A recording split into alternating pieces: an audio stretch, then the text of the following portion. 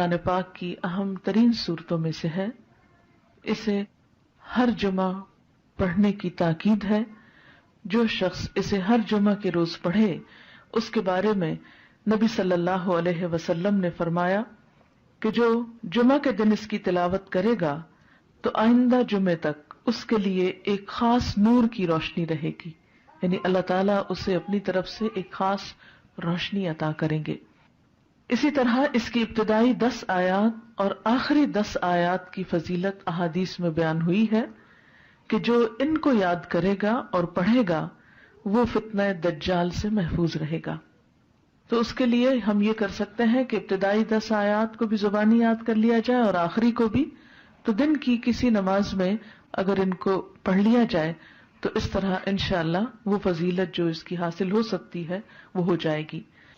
حضرت عائشہ رضی اللہ عنہا کی روایت سے حدیث میں آیا ہے، اور یہ حدیث بھی ضعیف جداً ہے، صرف ضعیف نہیں بلکہ ضعیف بھی بہت زیادہ ضعیف ہے، لیکن اس کا آخری حصہ جو ہے وہ صحیح مسلم میں آیا ہے، وہ میں وہاں آپ کو بیان کر دوں گی. رسول اللہ صلی اللہ علیہ وسلم نے فرمایا، کیا میں تمہیں ایسی صورت نہ بتاؤں جس کی عظمت نے زمین و آسمان کو بھر دیا ہے، اور اس کے لکھنے والے کے لیے بھی اتنا ہی اجر ہے، اور جو اس کو جمعہ کے دن پڑھے تو اس جمعہ سے لے کر جمعہ تک یعنی اگلے جمعہ تک اور 3 دن کے زیادہ بھی گناہ بخش دیے جاتے ہیں. اور جو آدمی سوتے وقت اس کی آخری 5 آیتیں پڑھے تو وہ رات کے جس حصے میں بھی اٹھنا چاہے گا اللہ اسے اٹھائے گا. تو لوگوں نے کہا ہاں اللہ کے رسول صلی اللہ علیہ وسلم ضرور بتائیے، تو آپ نے فرمایا سورت کہا. بہرحال ایک اور حدیث میں، اب یہ جو حدیث ہے یہ صحیح مسلم کی ہے کہ جو اسے جمعہ کے دن یا جمعہ کی رات میں پڑھے گا، یعنی جمعہ کی رات وہی جو جمعہ سے پہلے آ جاتی، وہ فتنے سے محفوظ رہے گا. اور ایک اور بات سے پتہ چلتا ہے کہ فتنہ دجال سے محفوظ رہے گا. اور اس کی جو پہلی 10 آیتوں سے متعلق حدیث ہے وہ بھی صحیح ہے کہ جو شخص اس کی پہلی 10 آیتیں پڑھے گا، یاد کرے گا، وہ فتنہ دجال سے محفوظ رہے گا. اسی طرح اس کے پڑھنے سے گھر میں سکینت اور برکت نازل ہوتی ہے.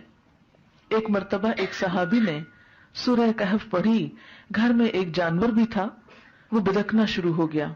انہوں نے غور سے دیکھا کہ کیا بات ہے، یعنی میں قرآن پڑھ رہا ہوں اور قرآن پڑھنے سے تو ظاہر ہے سکون نازل ہوتا ہے، یہ جانور کو کیا ہو گیا جو اچھل کود کر رہا ہے.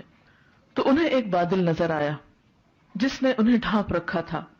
صحابی نے اس واقعے کا ذکر حضور اکرم صلی اللہ علیہ وسلم سے کیا تو آپ صلی اللہ علیہ وسلم نے فرمایا، اسے پڑھا کرو، قرآن پڑھتے وقت سکینت نازل ہوتی ہے.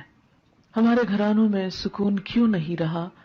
اس میں بہت سی وجوہات میں سے ایک وجہ یہ بھی ہے کہ میوزک کی آوازیں تو دن رات بلند ہوتی ہیں لیکن قرآن کی تلاوت کی آواز کم ہی سنائی دیتی ہے. اس کے لیے میں یہ سجیسٹ کروں گی کہ ایک تو قرآن پاک کا کچھ نہ کچھ حصہ نماز فجر کے بعد بلند آواز سے تلاوت کیا کریں کہ آپ کے آس پاس کی چیزیں سنیں، آپ کے گھر کے افراد سنیں، در و دیوار سنیں، کیونکہ جہاں جہاں تک قرآن کی آواز جائے گی وہ سب چیزیں آپ کے حق میں گواہ بنے گی.